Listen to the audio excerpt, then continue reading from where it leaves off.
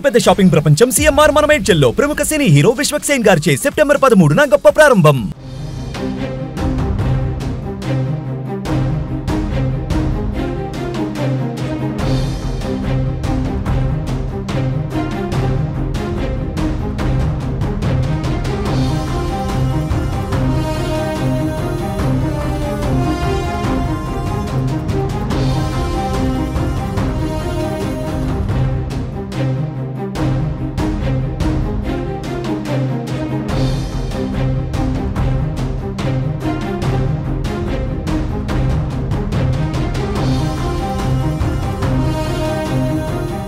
తెలంగాణలో ఇటీవల కురిసిన భారీ వర్షాల కారణంగా వరద విలయం సృష్టించింది. పలుచోట్ల వరదల కారణంగా ప్రజలు ఇబ్బందులకు గురయ్యారు. దీంతో తెలంగాణ ప్రభుత్వానికి విరాళాలు వెల్లువెత్తుతున్నాయి. AP deputy CM Pawan Kalyan సైతం నేనున్నానంటూ ముందుకు వచ్చారు. తెలంగాణ ప్రభుత్వానికి ₹1 కోటి ప్రకటించిన పవన్ ఆ మొత్తాన్ని తెలంగాణ సీఎం రేవంత్ రెడ్డికి అందజేశారు. తెలుగు రాష్ట్రాలలో కీలక పరిణామం చోటు చేసుకుంది. తెలంగాణ రాష్ట్ర ముఖ్యమంత్రి రేవంత్ రెడ్డితో AP deputy CM Pawan Kalyan భేటీ అయ్యారు. జూబ్లీహిల్స్లోని రేవంత్ నివాసానికి పవన్ వెళ్లారు. రాష్ట్రంలోని వరద బాధితుల సహాయార్థం ₹1 కోటి విరాళాన్ని ఇటీవల పవన్ ప్రకటించారు.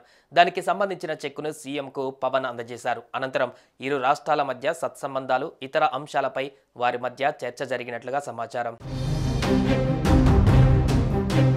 అయితే అంతకుముందు తెలంగాణ సీఎం సహాయ నిధికి ₹1 కోటి, ఆంధ్రప్రదేశ్ ముఖ్యమంత్రి సహాయ నిధికి ₹1 కోటితో పాటు ముంపుకి గురైన సుమారు 400 గ్రామాలకు 1 లక్ష చొప్పున ఒక్కో పంచాయతీకి అత్యవసర నిధి కింద 4 కోట్ల విరాళాన్ని కూడా ఆంధ్రప్రదేశ్ రాష్ట్ర ఉప ముఖ్యమంత్రి పవన్ కళ్యాణ్ ప్రకటించారు.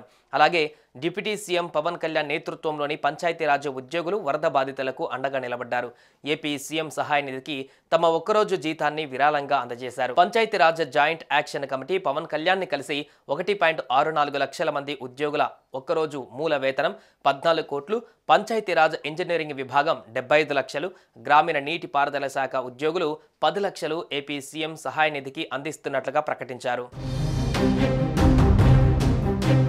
ఇటీవల తెలంగాణలో సీఎం రేవంత్ రెడ్డి మొదలుపెట్టిన హైడ్రాపై డిప్యూటీ సీఎం పవన్ కళ్యాణ్ కీలక వ్యాఖ్యలు చేశారు. హైదరాబాద్లో జరుగుతున్న హైడ్రా అనేది కరెక్ట్, కాకపోతే అసలు అక్కడ నిర్మాణాలు జరుగుతున్నప్పుడు గత ప్రభుత్వాలు ఏం చేస్తున్నాయి అని ప్రశ్నించారు. పూర్తిగా కట్టేసిన తర్వాత కూల్చడం వలన సామాజిక సమస్యలు ఉత్పన్నమవుతున్నాయని అన్నారు. ఈ నేపథ్యంలో హైడ్రా పైన రేవంత్ పవన్ కళ్యాణ్ మధ్య చర్చలు జరిగినట్టుగా సమాచారం.